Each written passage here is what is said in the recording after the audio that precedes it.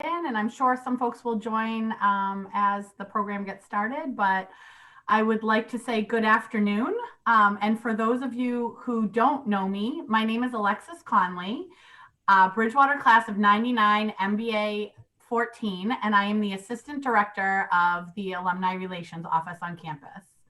On behalf of our office, I would like to welcome you to our virtual Aluminar series.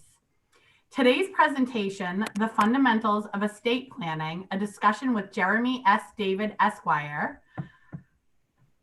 Before we begin, there are a few important housekeeping items that I'd like to address in order to make this a great Zoom experience for everyone involved.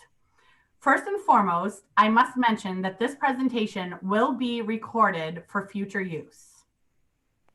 In the top right corner of your screen, you will see two viewing options, full screen and speaker view. We suggest the speaker view for optimal viewing. Throughout the presentation, please keep your own screen muted and with the video off at all times as not to distract from our presentation. Q&A will take place immediately following the talk. Please feel free to type in questions at any time during the presentation using the chat feature in the middle of your bottom toolbar. Questions will be collected and answered at the end. We thank you for your attention to these guidelines, and it is with great pleasure that I'd like to introduce you to our guest host, Mary Abbott, our Associate Director of Development here at BSU. Mary joined the team in 2017 after previously serving at two other local institutions in their plan giving offices. At Bridgewater, Mary works with alumni and friends who want to help our current and future students through their charitable giving. Please welcome Mary Abbott. Thanks, Alexis. Hi, everyone. Our topic today is the fundamentals of estate planning. Jeremy David will cover the basics, including the durable power of attorney, healthcare proxy, and HIPAA authorization, last will and testament, and revocable living trusts. And Jeremy is the founding member of Little House Capital, a boutique SEC registered investment advisory firm in Braintree, Mass, where he serves as the firm's chief fiduciary officer and chief compliance officer. He oversees relationships for high net worth individuals and families and advises them in the areas of investment management, financial and estate planning, and tax, as he has done for over 20 years. Previously, Jeremy served as a senior vice president in the wealth management group of People's United Bank. And prior to that, he held trust and financial advisory positions with Eastern Bank, Sovereign Bank, and AXA Advisors. Jeremy began his career as an attorney in private practice, focusing on estate planning and estate administration. He is also a trustee and vice chair of the Bridgewater State University Foundation, as well as the chair of its investment committee. Jeremy's educational background includes a Juris Doctor cum laude from Suffolk University Law School, where he served as a writer and editor for the Suffolk University Law Review. Jeremy also holds a certificate in financial planning from Boston University and a Bachelor of Arts from Franklin and Marshall College. Again, thank you all for joining us today. And now I will turn it over to Jeremy. Hey, thanks for that great introduction, Mary. And thanks to you and the BSU Alumni Association for inviting me to speak with all of you out there in Zoom land today about the always fascinating topic of estate planning, which can be about as interesting as watching other people fish or paint dry.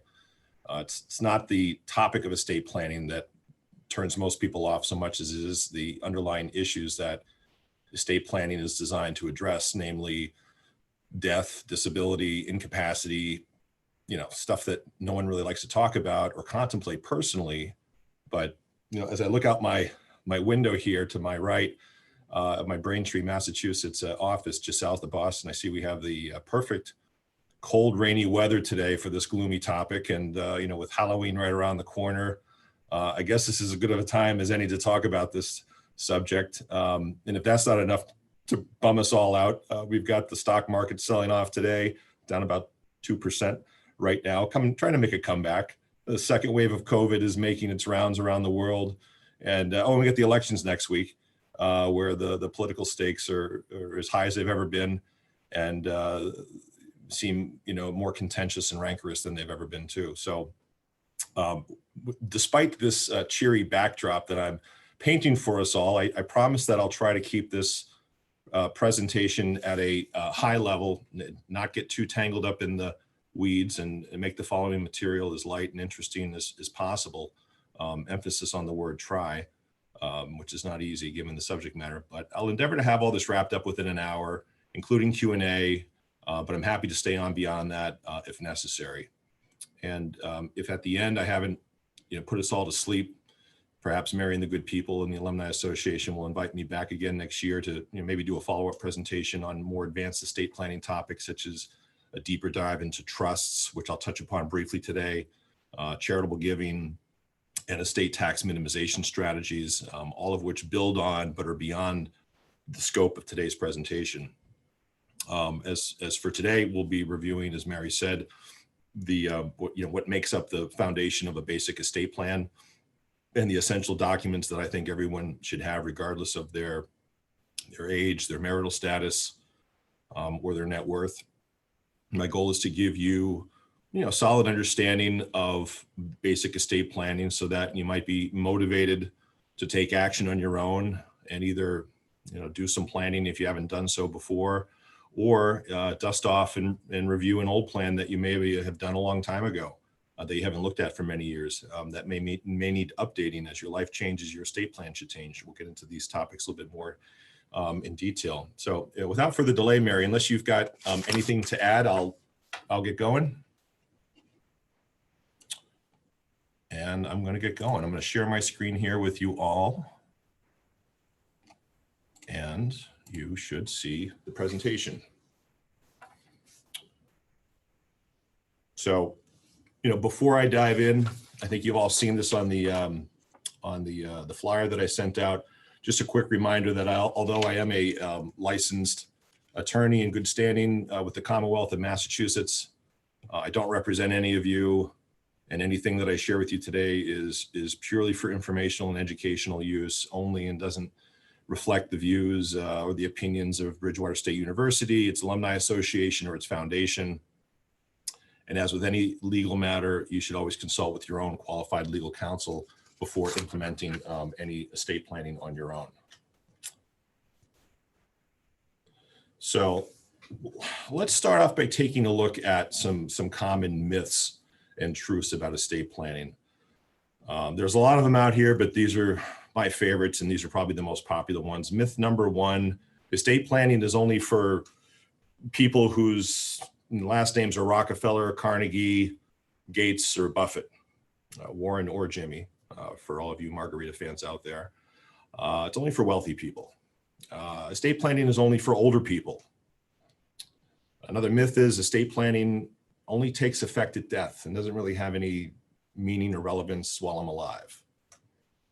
Another common myth is estate planning is a set it and forget it exercise. I do it once, I put it in a desk drawer, and I don't look at it for the rest of my life.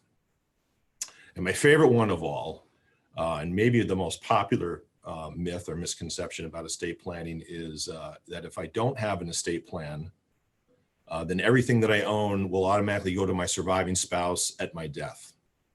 The truth of the matter is, in my opinion, estate planning is for everyone, can be for everyone, regardless of age, net worth, or marital status.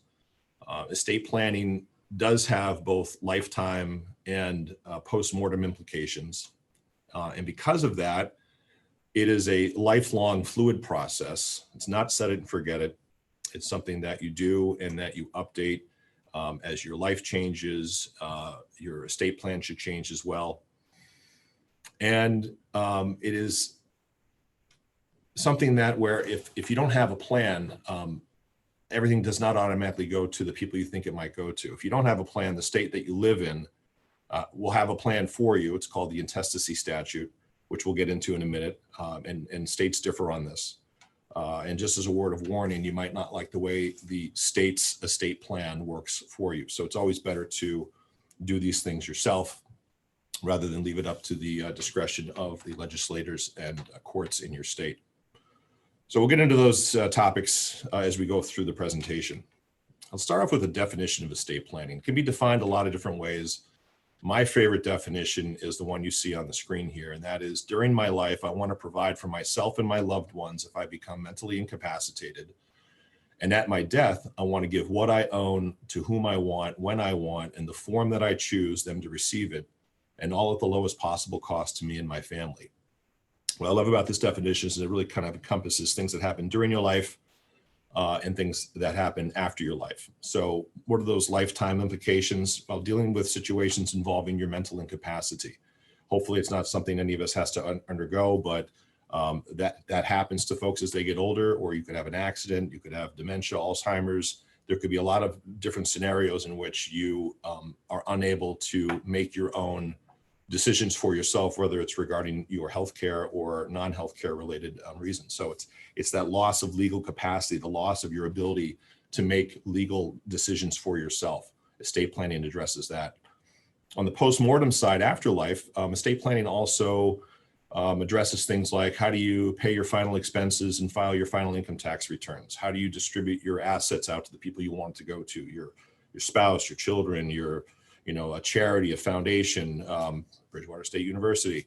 How do you care for minors? If you have minor children and both parents, say, die in a common accident or otherwise, who's going to take care of the minors?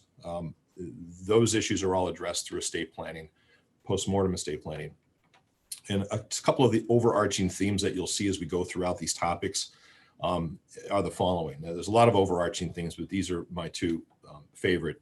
Number one is, if you don't make these decisions for yourself during your life, then a probate court judge will make them for you.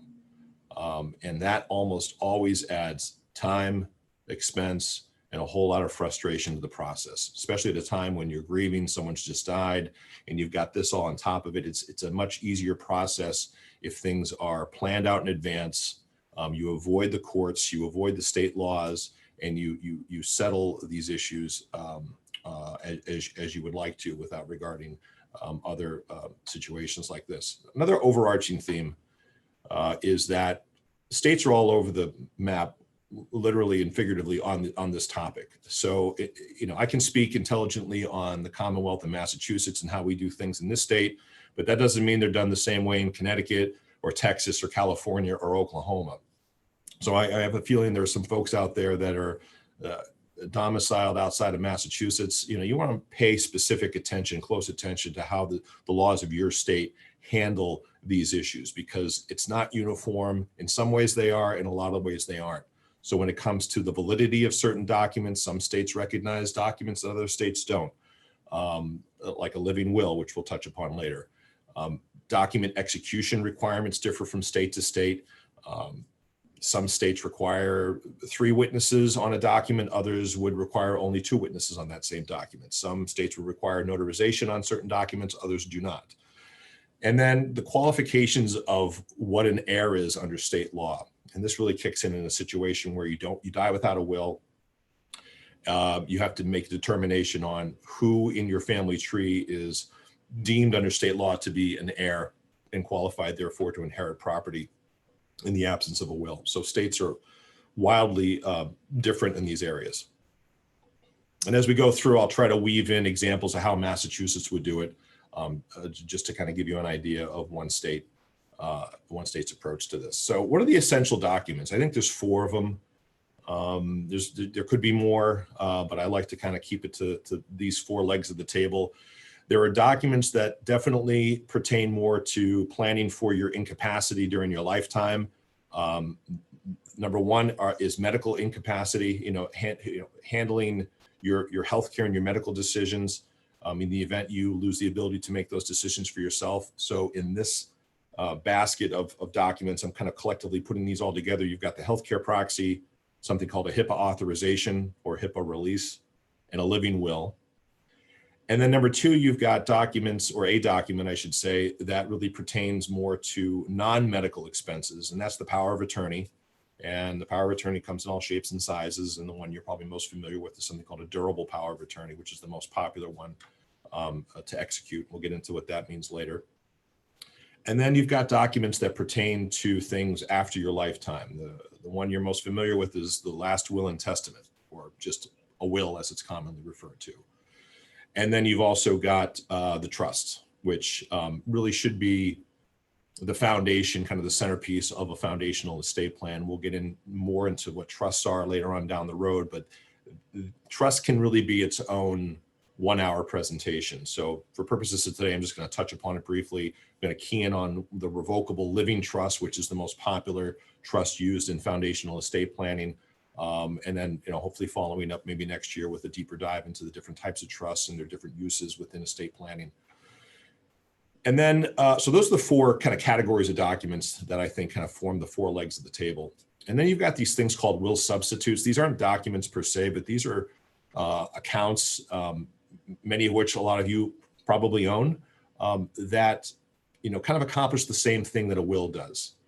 And they're collectively referred to as will substitutes, or a poor man's estate plan. And these are accounts such as retirement accounts, life insurance policies, jointly owned assets, and beneficiary designations. So a retirement account has its own built-in beneficiary designation. You open up an IRA, or you have a 401k at work, or a 403b, and then you're able to fill out who the beneficiary is on that account. You die, that person gets it. Doesn't matter if you have a will or you don't. That person, that asset's going to go right to the beneficiary that's named on the paperwork for that account. Same thing with life insurance policies. Who's the beneficiary of that policy? That person gets the death benefit immediately, not immediately, but pretty quickly after you die. The insurance company will pay that right out to the beneficiary upon proof of death and some other paperwork. It is not affected by your will at all. Jointly owned assets, if husband and wife own a house together, husband dies, the wife gets it as the surviving sole owner of that asset immediately upon death. You could also have jointly owned land, or a bank account, or a brokerage account. So whenever you've got a situation where an account is owned by more than one person, the surviving owner of that account immediately owns 100% of that asset upon death. It is unaffected by the will. There are some variations to that which are beyond the scope of this presentation, but in general, jointly owned assets will accomplish the goal of distributing an asset to someone after you die. And then there are accounts that allow you to put on beneficiary designations, like bank accounts, brokerage accounts, a little bit different than IRAs. These are transfer on death or payable on death designations, commonly referred to as TOD or POD accounts. So I could go down and open up a checking account in my name and say, on the application, I want this POD to my oldest child. So when I die, it gets payable on my death to that next person. That accomplishes the same thing a will accomplishes. But still always better to have a will and all these other documents. But if you just have a majority of your wealth wrapped up in these 4 categories of accounts, you're probably going to get by enough to be able to distribute your estate out to your beneficiaries without getting tangled up in the probate process or state law or courts. So we'll start with the first document on that list, and that's the healthcare proxy. Healthcare proxy, as many of you might know, is just a legal document that allows you, the principal, to appoint someone called the healthcare agent, or some states refer to them as a surrogate or an advocate, to make medical decisions for you if you are mentally unable to do so yourself. In other words, you're unable to give your informed consent for medical treatment. Doctors and nurses and medical healthcare providers can't treat you or perform any sort of medical service on you unless you consent to it. If you're ever in a situation where you can't consent to it because you're unconscious, you're in a coma, you're in a permanent vegetative state, bad things are happening to you, you want to make sure that someone is there to make those decisions for you, so the doctors can treat you. You can appoint more than one healthcare agent or alternate agents. Typically, you only see a primary healthcare agent being appointed, with backups. The alternative agents are, I'll name my oldest adult child, and if he or she is unwilling to serve, then it goes down to my next child, and so on and so forth. It gets a little bit tricky if you've got too many cooks in the kitchen, so to speak. If you've got too many people with the authority to make healthcare decisions on your behalf, it gets a little tricky in a situation where you might actually have, some siblings or some healthcare agents might want to give one form of treatment, another one would not. And I've seen situations in my own family with my grandmother and my father and his siblings where all 5 of them shared that responsibility. And at the end of her life, it was very difficult for all 5 of them to agree on what was the best course of action for grandma. So probably best to pick one and have backups in the event that the primary can't do it. Healthcare proxy also allows you to put language in there kind of regarding how you'd like to be cared for at the end of your life. This is so-called living will provisions. So a living will can be its own standalone document, but it can also be embedded inside of a healthcare proxy. So these are instructions on how you'd like to be cared for. You know, if you have a terminal disease or an illness, or you're in a permanent vegetative state or a coma, things like that, you can include language like that in the healthcare proxy. Some states will not regard that as binding. Most do. We'll get into that later on. And then I'll just touch quickly upon emergencies. You know, if you're ever in an emergency situation, you know, you're in a car accident, you know, you're unconscious for whatever reason, the EMTs are there, you have a stroke, a heart attack, whatever, the paramedics rush to your assistance, they're going to assume that you would like your life to be saved, and they will provide emergency medical care, CPR, whatever it is, to revive you. They do so under the legal protection of something called implied consent. Whereas you cannot give your informed consent because you're not conscious and able to do so, the law assumes that you would give your consent to have your life saved, which is why you don't need a healthcare proxy in an emergency situation to save your life. Unless you're in a hospital and you have a DNR notice on your bed, you know, do not resuscitate notice. That's really kind of the only way to override an emergency situation where you might not want your life to be saved. But most people in an emergency situation would like their lives to be saved. So the law assumes that you would like that. The next document is something called a HIPAA authorization or HIPAA release. So it's not enough to just appoint someone to be your healthcare agent to make medical decisions for you in the event you can't make them yourself. You have to go one step beyond that and then authorize kind of a blanket authorization to allow your healthcare providers to share your confidential medical information with your healthcare agents so they can make the best decisions for you. So a HIPAA authorization is simply a legal document that acknowledges your protections under the HIPAA statute, the Health Insurance Portability and Accountability Act, which is a sweeping piece of federal legislation that was enacted many years ago to protect the confidentiality of all of our medical data. You have to acknowledge that you have these rights, and then you have to kind of waive them or authorize your healthcare providers to share what's called your protected health information or your PHI with your healthcare agents so that they, as I said, can make informed medical decisions on your behalf if you can't make them yourself. All states have these, no matter what state you're in. If you go to the state government website, you should be able to find a template or a PDF. The Massachusetts example one is here under www.mass.gov. You can go there and pull a template and you'll see exactly how this reads. But it's fairly standard boilerplate across all states because it ties into federal legislation. So all states are fairly uniform on this. And the last document, you know, you might want to consider having as a standalone document or embedded within your healthcare proxy. I think it's better to have it as a standalone document and as an embedded document. You can do both.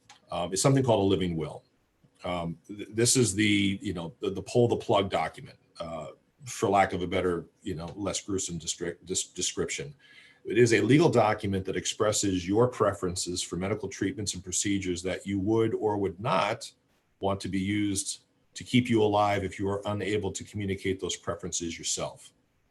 It's essentially a guide for your physicians who are duty bound under the Hippocratic Oath to do no harm to you and to keep you alive. So it conflicts with that. It's a guide for physicians and caregivers and also family members. If you are terminally ill, you're in a coma, you're in a vegetative state, near the end of life, everyone in the room doesn't think you're going to come back, that this is the end, how would you like to be cared for in that situation? There are personal considerations here that you want to contemplate, your value system, your religious beliefs, how much you value independence and dignity.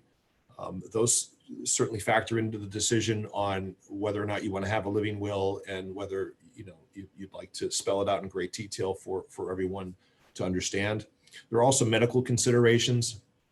Would you like in these situations, again, terminally ill, coma, permanent vegetative state, near the end of life, would you like to be revived? Would you like them to administer CPR if you go into cardiac arrest, or would you like to have a DNR notice put on your medical records? How do you feel about mechanical ventilation? How do you feel about feeding tubes and hydration, pain management, organ donation? All of these issues can be addressed in a living will. So, it's a highly personal decision. There's no right or wrong answer. It really has to do with how you feel about these things and whether or not you want to spell them out and document them so that there's no question, there's no hesitation. Everyone knows, family members, caregivers, doctors know exactly how you'd like to be treated in this situation. Because if you ever got to that situation, you might not be able to communicate effectively how you would like these things to happen. And a word of caution, states, not all states uniformly recognize living wills as legally binding. Massachusetts is one of those states that, although they recognize a healthcare proxy, they do not recognize living wills as legally binding, meaning that you can't force a hospital, you can't force a doctor to essentially let you die or to hasten the moment of your death. Practically speaking, a lot of hospitals will acknowledge them, but they don't have to. So just keep that in mind if you're in a state that doesn't regard them as legally binding. So now we're on to healthcare proxies. So that covers all the medical stuff, anything that can happen to you in a bad sense medically during your lifetime. What about all the non-medical decisions that you are able to make today that you might not be able to make in the event you become mentally incapacitated? You're going to want to have something called a power of attorney. Power of attorney is something you probably all heard of before. It is a legal document that allows you, the principal, to appoint someone called the attorney in fact to make non-medical decisions for you if you are mentally or physically unable to do so yourself. So in this definition, you see I put the word physically unable to, whereas the other medical stuff had more to do with mental incapacity. A power of attorney can be useful in situations where you're absent, you're missing, you're in the military, you're on a tour of duty, no one knows where you are on the other side of the world, you become abducted or kidnapped, so on and so forth. You want to have a power of attorney potentially in place to cover situations where you're either mentally incapacitated or physically absent and unavailable to make certain decisions yourself. What are these decisions? There's many of them. I've listed a few here. Paying your bills, filing your income tax returns, selling a home, managing investments, conducting banking transactions, making deposits, withdrawals, things like that, running a business. If the principal owns a business and they become incapacitated, and it's a small business without a good internal organ structure, who's gonna run that business? These are just a sampling of some of the duties that an attorney, in fact, would do for you in the event you couldn't do so yourself. Like a lot of these documents, like trusts and a few other legal documents, powers of attorneys come in different types and shapes and sizes. There are general powers of attorney and limited powers of attorney. A general power of attorney is one where you're granting broad, comprehensive powers to the attorney in fact. A limited power of attorney is one where you're really just granting a specific power for a specific date and time potentially to the attorney in fact. For instance, you could authorize someone to appear at a real estate closing for you and sign the closing documents on your behalf. That's a very specific limited power that you'd be granting. Powers of attorney also could be hanging or springing, as they're called. A hanging power of attorney is one where the powers are effective immediately. As soon as the principal signs the document, the attorney, in fact, has those powers, that legal authority to make those decisions on behalf of the principal. A springing power of attorney is one where those powers, kind of spring to life or become effective only upon the principal's mental incapacity or physical disappearance. And then lastly, and most importantly, you've got durable powers of attorney or non-durable powers of attorney. A durable power of attorney is one where the powers continue beyond the principal's mental incapacity. A non-durable power of attorney is one where they end with it. I'm not aware of too many non-durable powers of attorney. Most of the time they're durable, they're general, durable, and hanging, if you want to tie all three together. But a durable power of attorney, the reason why you want a power of attorney is specifically to handle a situation where you become mentally incapacitated. You certainly don't want those powers to end with your mental incapacity. You want them to be effective and surviving that incapacity in your life. And if your incapacity ends, the powers can end as well. All these documents can be amended, revoked, and nothing's set in stone. So you always have the ability to amend, change, make revisions to any of these documents. But as I said, the most common power of attorney you see in estate planning, basic estate planning, is a durable general hanging power of attorney. But they can also take different shapes and sizes here, as you've seen. Now, after life, the post-mortem set of documents start with the last will and testament. This is something that you're probably most familiar with. It is a legal document that expresses a person's final wishes regarding the disposition of their estate assets and the care of their dependents by appointing someone else called the executor, or in Massachusetts, we call it a personal representative, to carry out those wishes under probate court supervision. And that whole process is called probate. Probate's one of those words that everyone always hears, but they don't really know how to define it. But everyone knows that they want to avoid it, right? You want to avoid probate. Well, what is probate? I don't know. Probate is just the legal process of admitting a will to the local probate court in the county in which the testator died, and then going through the process of, as you see down here, the main functions, paying the decedent's final expenses, getting appointed to be the executor or the personal representative of their state, appointed by the court to have the legal authority to do things like pay final expenses, pay off debts, car loans, mortgages, business loans, lines of credit, file final income tax returns, state and federal. Number two, dispose of estate assets. That's a big function of the will, is to distribute your estate assets, both real and personal, real property, real estate, and personal property, to the people you want to go to, your family members, your heirs, your favorite charities, so on and so forth. And then if you've got minor children or dependents, a will also allows you to appoint a caregiver, a guardian, or a conservator, or even a trustee for the care of those people. As I said earlier, there are some assets that you might own during your life that are unaffected by wills and therefore excluded from this probate process. And we've touched upon these: jointly owned property, life insurance policies, retirement accounts, payable on death or transfer on death accounts, and then the big one is trusts. And you want to be, again, like a lot of things here, states vary on these topics and treat things differently. You want to look for situations in your state regarding things like no contest clauses. No contest clause, which is recognized in the state of Massachusetts, is basically language you put in your will that says if anyone challenges the validity of my will, they're hereby stricken out of the will and given nothing. So it's a deterrent on contesting the provisions of the will. If child A gets less than child B, and they want to sue the executor or challenge the validity of your will in court, but they see that no contest clause in there, they might think twice about doing that, because the minute you contest a will, if that clause is in there, legally you can be eliminated from the estate plan and get nothing. So you might want to consider that as an option if you foresee a contentious situation within your own family structure. Also, you want to be paying close attention to how omitted children are treated. An omitted child is, you die leaving children, and you didn't make mention of them in your will. The laws of some states presume that you just forgot to include them, and the laws of the state that you live in might give them a forced share of your estate.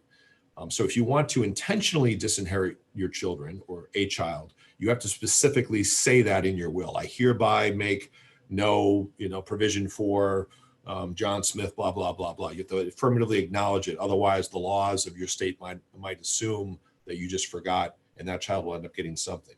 And you might be excluding children, not because they, ticked you off at the last Thanksgiving dinner and you haven't forgotten about it. They could be independently wealthy. They don't need any more money. There might be other children, adult children that need more help within your family structure. So there's a lot of reasons why you might leave a child out or give them less. But you want to make sure you're aware of the omitted children's, how omitted children are treated within your own state. Almost every state, I think every state has protections on the books for surviving spouses. So whereas you can intentionally disinherit your children with impunity, you cannot do the same with your surviving spouse. They have a ton of protection under state law.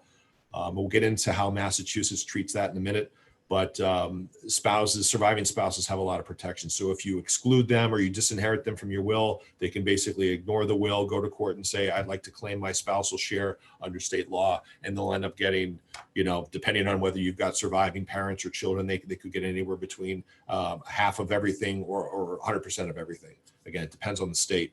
And also be aware of immigration status, the immigration status of the heirs that would be receiving and inheriting your property. You want to make sure that you live in a state. If you have an heir who's a non-US citizen, you want to make sure that they're legally allowed to inherit property in your state. Massachusetts considers heirs that are not legal citizens, US citizens, still eligible to receive property, but not all states will have the same immigration policy. So be aware of that. So what happens if I die without a will? This is a question that always comes up. What if I don't have a will? Remember the assumption earlier that one of the myths of estate planning was if I die without a will, it's just all going to go to my wife or my husband anyways, or my kids. Not true. If you die without a will, you're in a situation called intestacy, which is a fancy way of saying a situation where a person dies without a will and has estate assets that are greater than estate liabilities. The courts are going to get involved. State law is going to get involved in this situation. As I said, there are laws on every state's books called intestacy statutes that basically provide an estate plan for you if you don't have one, and outline the process for going through that probate process. One of the first things that happens is the court's going to appoint an administrator of your estate.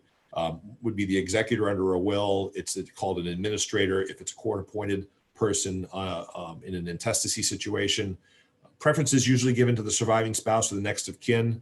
And this person basically performs the duties of an executor. We looked at that earlier. They pay the final expenses, file the final tax returns, distribute estate assets per the laws of intestacy of that state, so on and so forth. If there are minor children involved or dependents, special needs dependents, a court will appoint a caretaker for those individuals. It could be a guardian who has legal authority over that the dependent or the minor, or it could be someone that's just overseeing and taking care of their assets. Those people are referred to usually as conservators or trustees. And again, states vary on this topic, so you want to pay attention to special situations like adopted children, half relatives, and posthumous relatives. Most states, I should say a lot of states, I don't know what the breakdown is, regard legally adopted children as though they were your own children by blood, and they stand to inherit equally as a blood descended child would. Some states treat adopted children differently, so you want to make sure if you've got adopted children in your family, legally adopted, how would they be treated in a situation where you die without a will? Half relatives, how do states handle half relatives? In the state of Massachusetts, we consider half relatives to be of the same degree of kinship as full-blooded relatives. So check your state to see how they're treated in your state. And then this is an unusual one, doesn't happen a lot, but posthumous relatives, family members that are born after you die. States are all over the place on this. In Massachusetts, the law is as long as the baby was conceived before you died, if they were born after you die, then they stand to inherit. They're considered an heir, even though they were born after your death, but they have to be conceived while you're still alive. So it doesn't happen a lot, but you want to be on the lookout for these special situations. This is an example of how Massachusetts, the state of Massachusetts, does their intestate distribution. And this is right out of the books, Mass General Laws, Chapter 190B, Article 2. You can look it up. This can get really complicated really quickly, but I'll just go through this really fast. If you die without a will in the state of Massachusetts and you're survived by your spouse and descendants, which for purposes of this discussion, let's just call them your kids. That could be your grandkids or great-grandkids, but spouse and kids, everything goes to the spouse, so long as all of the kids belong to both of you. If there are kids from a prior marriage, then the spouse receives the first $100,000 of your estate plus one half of the balance. and the descendants receive the rest. Again, all this happens without a will. So if you have a will, you call the shots. You get to decide who gets what, when, where, and how. But if you don't have it, this is the way it works in this state. What happens if you die and you're survived by a spouse and parents, but no kids? The first $200,000 goes to your spouse, plus 3/4 of the balance of your estate, and your parents get the rest. So it's a situation where the inheritance goes up, not down, if you're survived by parents and a spouse, but no kids. If you're survived by descendants only, kids, grandkids, down, everything goes to the descendants in equal shares per capita at each generation. It's a fancy word. I'll define that in a second on a couple of slides down the road here. What happens if you die survived by a spouse only? 100% goes to the spouse. If you die with no spouse and no kids or grandkids, everything goes to your parents if you're survived by parents. What happens if you die with no spouse, no descendants, no parents? Then everything goes to your parents' descendants. These would be your siblings, and then nieces and nephews, great nieces and great nephews. What happens if you don't have a surviving spouse, no descendants, no parents descendants? Then it gets kicked up to your grandparents' generation. It either goes to them if they're still living, or if they're deceased, then it goes to their descendants. These would be your aunts and your uncles and your cousins and so on and so forth. And if all these people have predeceased you, or you just don't have anyone left standing, you're the only one, you have no next of kin, no heirs at law, as it's called, then in this Commonwealth of Massachusetts, it all goes to the state. The state is the taker of last resort by a process called escheatment. It's said that your estate escheats to the Commonwealth of Massachusetts, or otherwise as designated by state law. In Massachusetts, if you die without a will and no next of kin and you're a veteran, then your estate goes to the Veterans Association or the Veterans Home. I can't remember exactly how that works, but states can, direct that it goes to a state agency or organization, not the state coffers per se. But the state gets it if all these people are gone. Again, you can override all of this nonsense by doing your own will, plotting out exactly what you want, who you want to get, when, where, and how, and not leaving it up to the whims of the state you live in.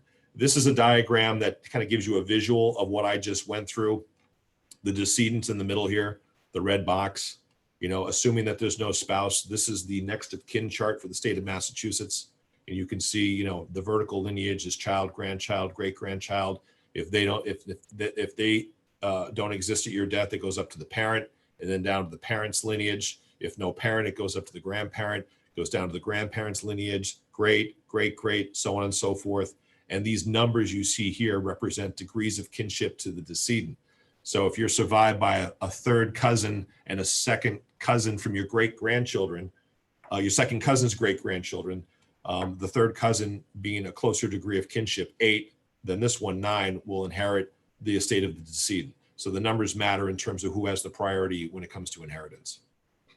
I mentioned earlier that in the laws of intestacy, the distribution that happens when shares are being divided among children or descendants, it's usually called a per capita distribution, which is Latin for by the head, versus a per stirpes distribution, which is a by the roots, Latin for by the roots distribution. I'll explain those in a second.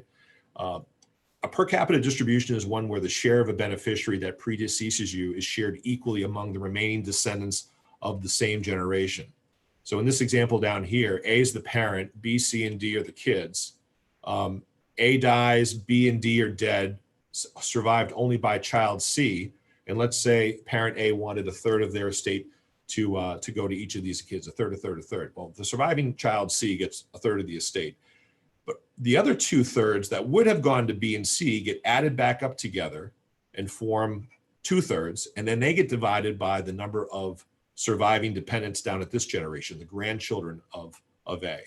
And when you divide 2/3 by 3, you get 2/9. So the two children of deceased child B get 2/9 each, and the one child of deceased child D gets 2/9. So everyone shares equally at this generation, per capita, by the generation. It's a horizontal calculation. What you see more often in proactive estate planning, where you are doing the will or the trust, is you are seeing people do distributions per stirpes, by the roots, which means basically instead of having all the people down here at this generation share equally on the shares of the deceased. You have an unequal distribution that kind of preserves the share within the vertical bloodline. So a per stirpes distribution is a situation where the share of a beneficiary that predeceases you is shared equally among the remaining descendants of the same vertical bloodline, not horizontal. So the third that would have gone to child B who predeceased their parent stays in this bloodline, gets divided in two, and so the two children here receive a third each. The third that goes over to D, who predeceases their parent A, goes down 100% to the sole surviving child, who gets 1/3. So equal distributions over here, unequal distributions over there. There's no right or wrong way to do it, but a per stirpes distribution is by far and away the most popular form of distribution that you see in estate planning. But when you go into the laws of intestacy, it's usually a per capita distribution. So keeping an eye on my clock here, and I want to just touch briefly upon trusts, which is really, this could be easily its own topic for an hour, and I hope, to be able to come back and maybe in the springtime and do a deeper dive into trusts. But for now, we'll just hit on it very briefly, and I'd just like to take a couple of minutes to share with you kind of the history of trust, because I think that it's one of the best ways to really understand what a trust is. Again, it's one of those concepts and topics like probate that people hear about, but they don't really understand what it is. It's really quite simple, but the history kind of enlightens you if you know it. The modern day trust actually traces its roots back to the Middle Ages, 12th century England to be precise, during the time of the Crusades under the jurisdiction of the King of England. At that time, English common law regarded property rights as indivisible, meaning that if you legally own an asset, you also had the right to use it and enjoy it. In other words, you had the right to benefit personally from it.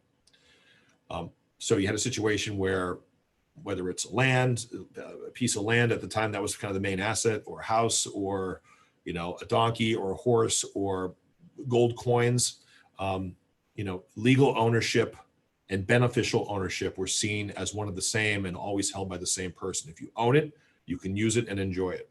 It's just the way it was.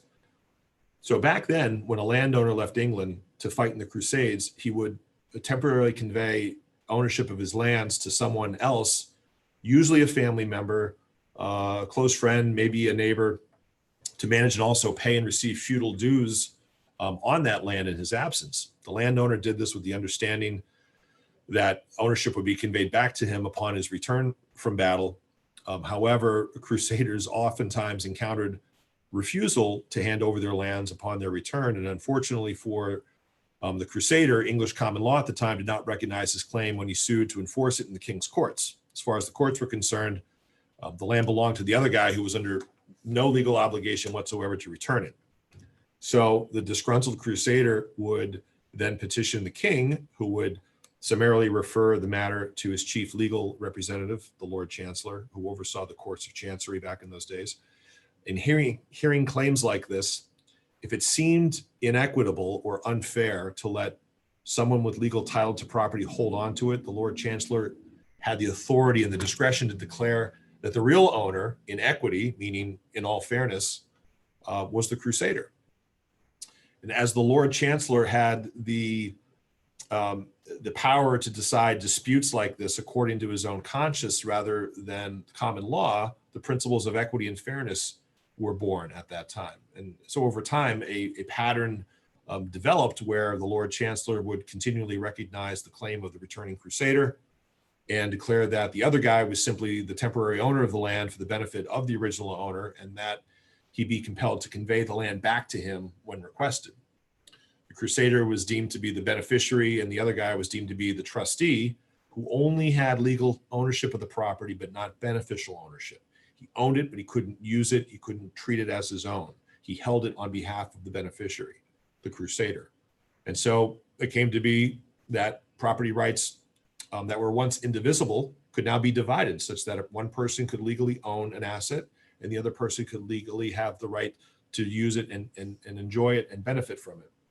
And this is the essence of kind of what the modern day trust is, which, if you look at the definition, is I think best defined as what is a trust? It's a fiduciary relationship with respect to property in which one person, called the grantor or the donor or the settlor, transfers legal title to property to another person, called the trustee, who has a fiduciary duty to hold, protect, and manage that property for the lifetime use of another person, called an income beneficiary, followed by the outright ownership of another person, called the remainder beneficiary.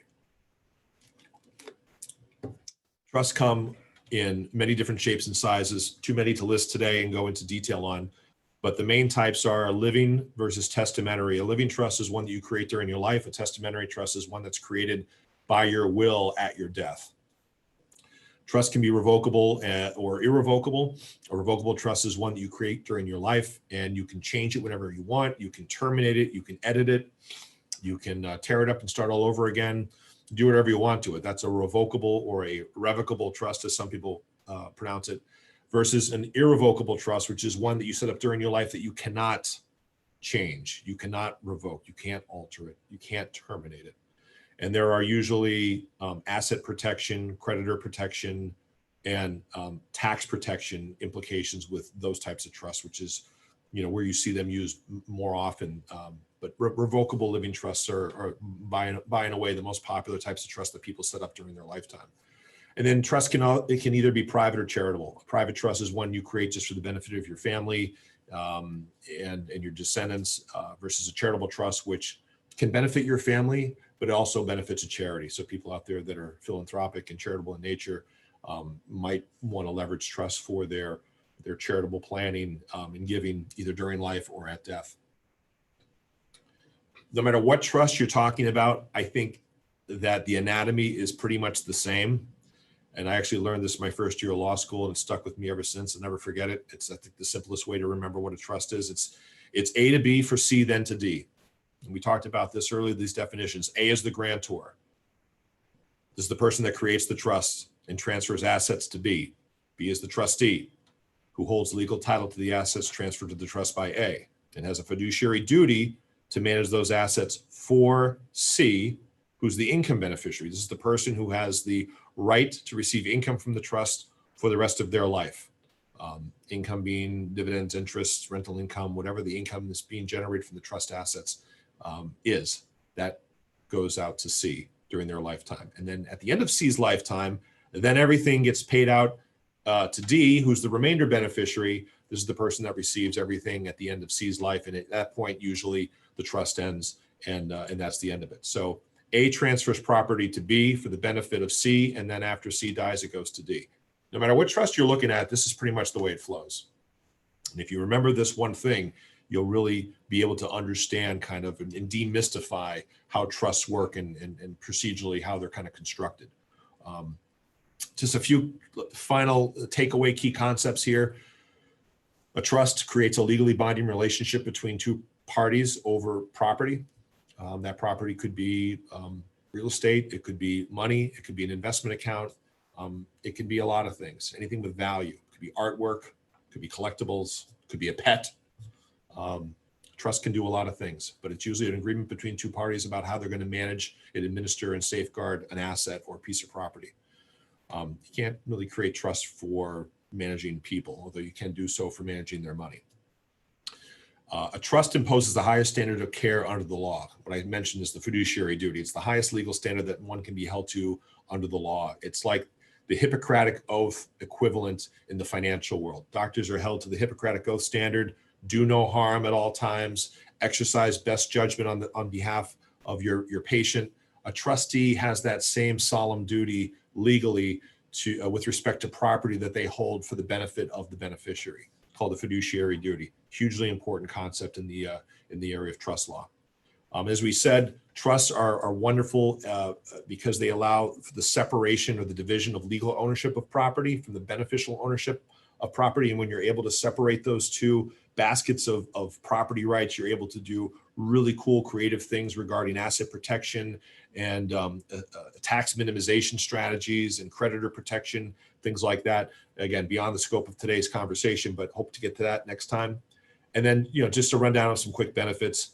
I didn't really key in on this, but trusts have a tremendous lifetime advantage and use to them, as well as death time, because you can bake in a lot of your disability planning into a trust document that you create during your life. A revocable living trust oftentimes has disability language in there. If you as the trustee, let's say you create a trust for naming yourself as the trustee for your benefits, so A, B, and C are the same person in my anatomy example. Well, what happens if you as the trustee become sick or incapacitated? You're going to want to have a backup successor trustee in there to take over, hop in the seat, grab the wheel, and drive the car. So a trust allows you to do a lot of the same things that a durable power of attorney does, but they operate differently on different assets.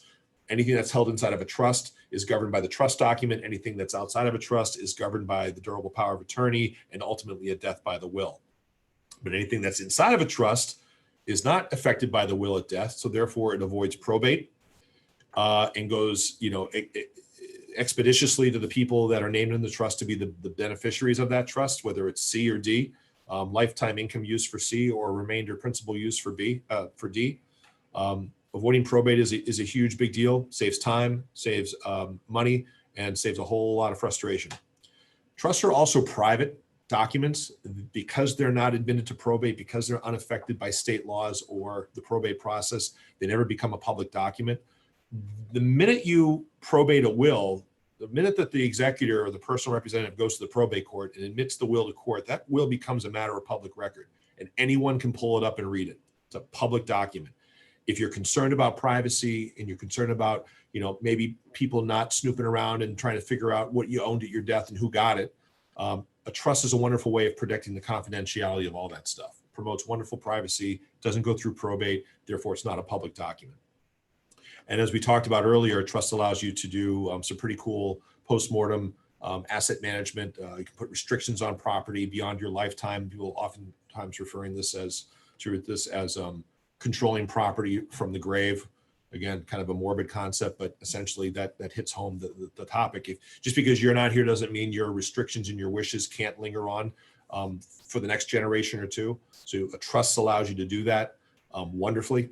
And this again affects situations involving minors, special needs dependents, maybe kids from a prior marriage, or being able to control, money and wealth dynastically through multiple generations, kids, grandkids, great grandkids. A lot of states, allow trust to continue on in perpetuity. Most states have a limit to a point at which a trust must end. Those laws are called the rules against perpetuity. The law always favors outright ownership of property, not restricted perpetual ownership of property. So at some point, a lot of states have laws that compel the trust to end and for it to distribute out. But there are a lot of exceptions to that regarding charitable trusts and other things, which we can't get into right now. And as I said earlier, some types of trusts, irrevocable trusts primarily, may be effective at shielding assets from creditors and taxes and other things you could do with those types of vehicles. And trusts are wonderful ways to facilitate charitable giving and philanthropy. And we can get into that, hopefully in the next course. This is estate planning 101. Maybe next time will be estate planning 201. We'll do more of an advanced dive in some of these areas. But that's kind of what I wanted to just touch upon with trust. And winding things down, summary. Estate planning is something everyone should consider doing. It can be as simple or complicated as you want it to be. It's a lifelong fluid process that evolves over time. It's not a set it and forget it exercise. You really got to stay on top of this. Without a plan, you're leaving your situation up to the whims of the states and the courts to determine your outcomes. It's not a desirable thing. And it's not something you should try to do yourself. It's not like a weekend carpentry project at home that can be solved with a hammer and a box of nails. You really should engage an experienced attorney who specializes in this area to do it and not try to do it yourself. Although there's a lot of self-help documents out there, a lot of DIY things you can download. Always better to pay up a little bit and have it done the right way. Next steps, if I were you, I would contemplate, if you haven't already, what your incapacity or your death might look like, and how you'd like those scenarios to be treated if and when they happen. Discuss this with your spouse if you're married, especially if you have minor children. Discuss guardianship provisions. Who's going to take care of our minor kids if we're not here, honey? That's a biggie. Talk to key family members and ask about their willingness to serve within your estate plan. Just because you'd like, your first child to be your healthcare agent doesn't mean they want to be your healthcare agent, or your best friend to be your power of attorney doesn't mean they want it. They want that heavy burden. So ask them ahead of time before you put pen to paper, and make sure these people will be willing to serve if called into duty. Meet with an experienced attorney. A specialist is always better than a generalist. People that hold themselves out as generalists, I do some corporate law, I do some contract law, I do real estate closings. Oh, I also do wills and things like that. Avoid those people usually, and go to the attorney of the firm that really just does estate planning. It'll be done. Chances of it being done the right way are greater there than if you go to a generalist. You'll save a few bucks by going to the generalist. The specialist will be a little bit more expensive, but do it right the first time. And then as life events happen, review and update your plan. And it's not set it and forget it. It's fluid and it evolves. It should evolve and change as your life changes. As people are born, people die, divorces happen. As your wealth changes, your asset level changes, these are all good reasons to update your plan and at least review to make sure that what you did 5 or 6 or 10 years ago is still current today. And with that, Mary, I'll turn it back over to you for Q&A. Thanks so much, Jeremy. This was a great presentation, and you provided a lot of really helpful information for us. We have quite a few questions, so we can work our way through them, and this is being recorded, so the video will be posted on the alumni website if you're not able to stay throughout the whole Q&A. So the first question is, how do you find someone to help you with your estate planning, specifically for trusts? If the question is, where do you find a good attorney, rather than just flipping through a Yellow Pages phone book if they still exist, or throwing darts at the dartboard. If you don't know anyone personally that practices in this area, the next best thing to do is ask your financial advisor. If you've got a financial consultant or advisor, someone that helps you with your retirement planning or manages your money, chances are those people, if you trust them and you have a good relationship with them, they will know very good, competent, qualified specialists in your area that would be good to talk to. Again, most attorneys aren't going to charge to just have an introductory phone call or a Zoom, and figure out what you're looking for, kind of give you a quote on what it's going to cost. But go to another professional like an investment advisor, a financial advisor, a tax preparer if you have a CPA or an accountant that you've known for a long time. These other professional service providers should be able to give you good referrals to estate planning specialists in your area. Great, thank you. Does your will need to be changed with major life changes? For example, say a spouse has passed away and there are not children. Would the surviving spouse need to change their will, proxy, etc.? No.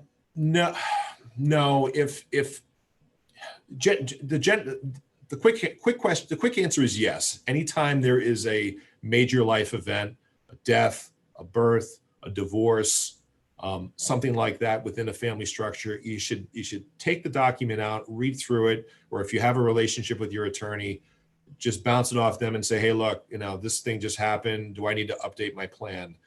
If it's a situation like a spouse is predeceased or you've gotten divorced, again, depending on the different states will treat this differently.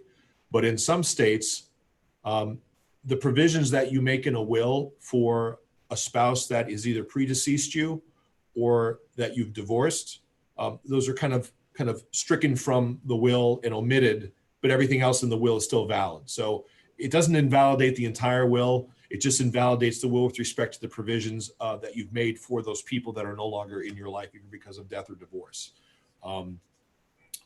Some states, go beyond that and say, well, look, if you get divorced, it basically nullifies your whole will and you got to redo it. Some states allow you to continue on with your old will and it just nullifies the provisions that relate to your spouse. So it depends on the state that you live in. And it's never a bad idea, no matter how big or small the event is, to double check with your attorney, if you have one who's done the drafting, and see what they say. Great, thank you. Do any of these documents need to be notarized? Yes. Almost all of them do. Again, it depends on the state.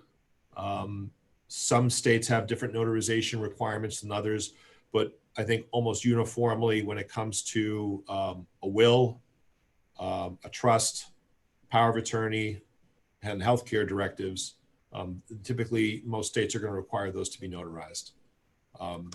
Living wills, to the extent they're recognized in some states versus others, typically don't need to be notarized. But things like a healthcare proxy or a medical directive or power of attorney, those would need. A trust certainly would be a will. There's a lot of case law regarding wills that, are scribbled out on the back of a cocktail napkin or a yellow piece of paper.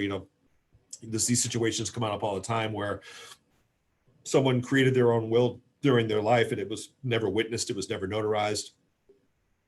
Those usually end up in court, or they have historically ended up in court. And so, there was a time where, a handwritten will, a holographic will, as they were called, ones that didn't have the formal requirements of execution, maybe were recognized in the past a long time ago, but most states have codified the requirements of these documents today. So always best to refer to the general laws of the state, which is a publicly available document on the website of any state government website. You can look at their general laws and get to the probate section, and there's usually provisions in there for what the requirements are for witnesses and notarizations. But yeah, most of them do. Most of them need to be witnessed by one or more witnesses, oftentimes disinterested witnesses that don't stand to inherit from the estate plan, and notarizations are almost always required.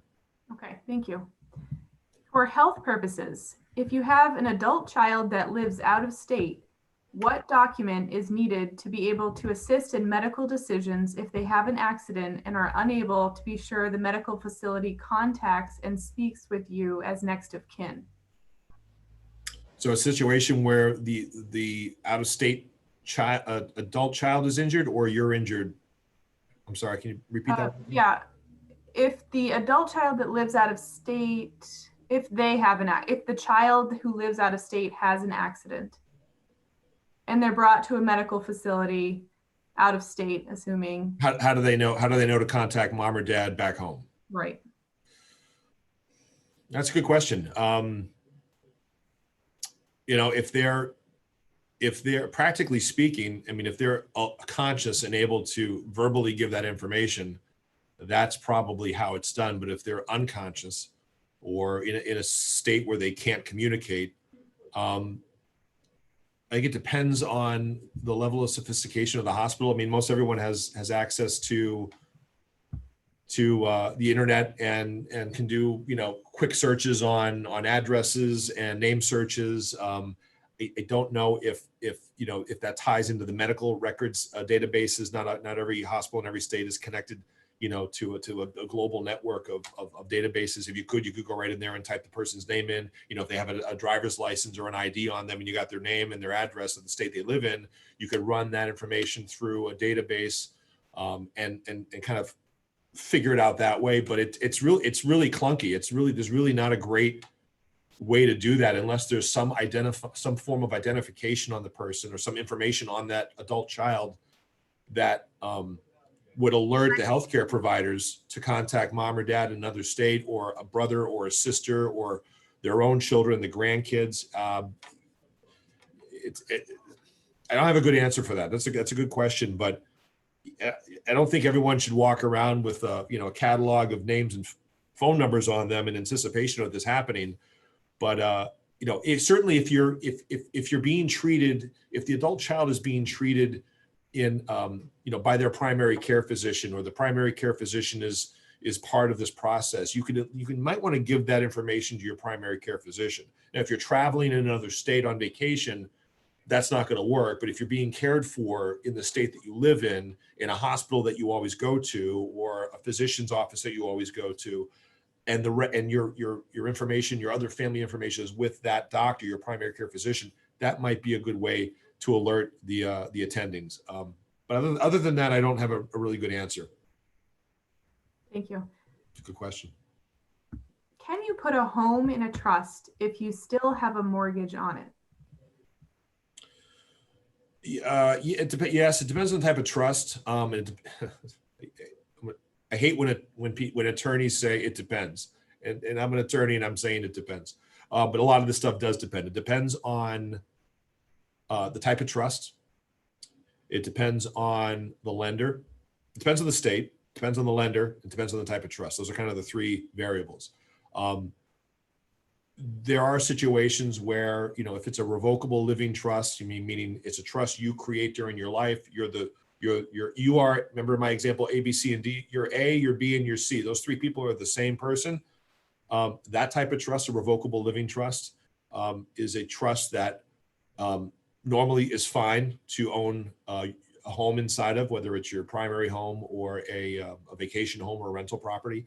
And just because it's encumbered with a mortgage or a line of credit isn't going to prohibit that transaction from happening. But you always want to check with the lender to make sure that they're comfortable with that transaction, because you're basically transferring the piece of real estate from your name individually to your name as trustee of your trust.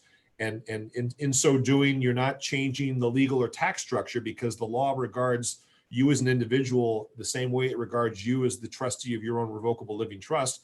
Everything's covered by your social security number. You have sole control and ownership of everything.